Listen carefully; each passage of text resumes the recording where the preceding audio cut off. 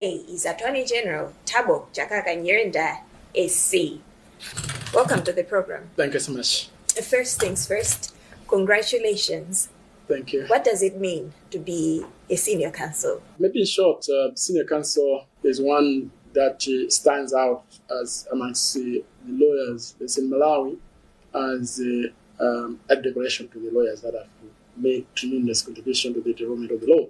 So those are lawyers that have served as lawyers for more than 15 years, but not only serving for more than 15 years, but lawyers that have shown that they contributed significantly, immensely to the development of the law, legal profession. Also, they have shown that they have high probity and integrity. So what should Malawians expect from you now that you're an SC? Of course, maybe nothing much is expected from me, but the same thing that maybe the standards that are expected of a senior counsel are the ones that will be maintained, and also maintaining the professional standards, also maintaining, of course, that duty that lawyers, especially senior counsel, owe to the Constitution, defending the Constitution, and then assisting all clients, of course, with much more vigor and also much more professional. As an Attorney General, can you tell us, there's been a recent debate with regards to whistleblower protection, specifically to do with the issue to do with Alexis Kammangira. Yes. What do you have to tell Malawians, especially now that your office is handling this case? And do you believe that it aligns with Malawi's obligations to protect whistleblowers? I think maybe clarification that it's not that my office is handling this case. You should know that this is a case between, I should say, private citizen. So the person that has taken Mr. Kammangira to court is in his private capacity, not as in his official capacity as a judge of the High Court. I think we are referring to Justice Kenan Manda. But in the first place, we have, of course, various pieces of legislation. They come by way of regulations in terms of whistleblower protection. And then, of course, we have institutions in Malawi. I will mention the Malawi Revenue Authority. I know that they don't call it whistleblower protection, but it's a whistleblower protection policy. The Reserve Bank of Malawi, too, has that protects whistleblowers. Also, mechanisms in terms of how whistleblower misconduct. But there are mechanisms, internal mechanisms that we need to follow before what we call wider range whistleblowing. So wider range whistleblowing is where the internal mechanisms are failed. So you have reported to the law enforcement authorities, have not taken action. You have taken to the superiors and the deployment setup, they have not done anything. Then you go to that wider range whistleblowing where you can go to the media. So those are the issues that are supposed to be followed. So before anything else, your whistleblower misconduct. You whistleblower misconduct only, but not lies. Okay. So whistleblower is not about malicious accusations against somebody else you don't like. But then so it's about whistleblowing misconduct. That is the court misconduct, not whistleblowing or spreading falsehoods or lies or maliciously telling lies against somebody else. So I think that's the clarification about whistleblowing. So as Attorney General, we are even coming up with the policies within government in terms of how we whistleblow. If you have violated those internal policies, that may also be subject to disciplinary action. But at the same time, if that whistleblowing has led to significant information, recovering of assets, recovering of funds, that should lead to some form of incentives. So in an employment setup, those that have whistleblower misconduct, they have to be rewarded, maybe by way of promotion. Or perhaps, if there's a recovery of funds or property, then a significant percentage of the recovered funds should be paid to the whistleblower. I know the Reserve Bank of Malawi does that, Malawi Revenue Authority does that, and other institutions, government institutions do that. And what is lacking, of course, is to codify it into a law that this is a law now having it legal force, like what most countries do, because that actually helps. But then this case that we're looking at, is it in line with the country's obligation of whistleblower protection?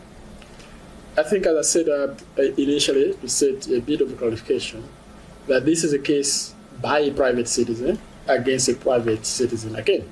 And this is a case that I believe that you can't prevent a private citizen from taking a legal action against a fellow private citizen, because this is a constitutionally protected right under Section 41 of the Constitution. And that person may also have his own constitutionally protected right under Section 19 of the Constitution, right to privacy, Section dignity 19, and also right to privacy under Section 21 of the Constitution. So when you do that, you factor that you have to counterbalance. So in terms of whistleblower protection, what I'm saying is that that doesn't prevent private individuals like you, Alinafe, from taking action against, if you feel you have been aggrieved by that so-called whistleblower protection. But at the same time, I'm saying that whistleblowing is not about malicious spreading of information. It's about whistleblowing genuine misconduct that has been discovered, and then you want as a good citizen. So as a good citizen, of course, you're supposed to whistleblow misconduct, any misconduct. So that is a responsibility, what I call a duty of a good citizen. So as a good citizen, you have to do that. But I think we have to elevate that duty with the protection to that whistleblower. And then, of course, apart from that protection, with incentives and that in form of the rewards. As a legal brain, do you believe that the image of the judiciary was harmed with regards to the accusations that were raised by Mr. Kamangira? So now, of course, maybe I should refrain from making further comments because the matter is in court. But I think a further clarification that that case is not by the judiciary against Mr. Kamangira. The case is by a private citizen, of course a judge, in his private capacity, not in his official capacity as a judge taking the case to court against Mr. Kamangira. And mind you, you know that when this case is about defamation, so there could be a defense of that defamation, and that defamation, a defense of, if the allegations are true, there could be a defense of justification. So that is the thing that we also need to do, because that whistleblowing, you need to balance everything, balance the rights of that have been accused, and also the right of a whistleblower. And then I've also mentioned that you also see that there are internal mechanisms that need to be exhausted in terms of whistleblowing before you go to a wider range. Your office recently defended a 29.9 million passport contract award to Madras Security Printers, a company which has a questionable record in other countries, namely Uganda and Kenya.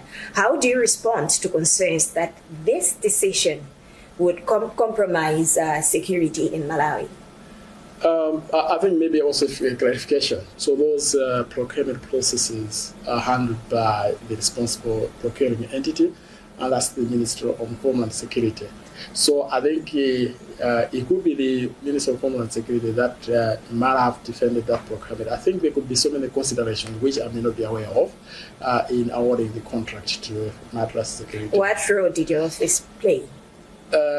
Yeah, so I should say I never played any role in that contract, because that is the role of the Ministry of Homeland Security. So I never played any single role in that procurement. My office, as the Office of the Attorney General, that's what I'm saying, my office did not have a look at the contracts. But that doesn't mean that other offices may have taken a look at the contract. But speaking from the standpoint of the Office of the Attorney General, the Office of the Attorney General never had a look at that contract. So it could be possible that other offices had taken a look and looked at the legal status of the contract and other processes. But above all, I said that is the procuring entity. The procuring entity is the Department of Immigration and Citizenship Services in collaboration with the Minister of Homeland Security. In case you're just tuning in, this is MPC Exclusive with me, Alinafe Mlamba. My guest today is Attorney General THABO NYIRENDA SC. We'll be back after this short break.